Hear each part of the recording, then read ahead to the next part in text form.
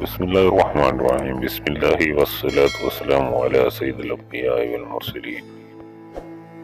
تین ایسے بدنصیب انسان کہ جن کا جنت میں داخلہ بالکل منع ہے، ان پر جنت حرام کر دی گئی ہے۔ رسول اللہ صلی اللہ علیہ وآلہ وسلم ارشاد فرمایا کہ تین انسان جنت میں نہیں جائیں گے۔ نمبر 1، شراب کا عادی، یعنی کہ شراب پینے والا، اور اگر وہ بغیر توبہ کے مر گیا تو جہنم اس کا مقدر لکھ دیا گیا ہے۔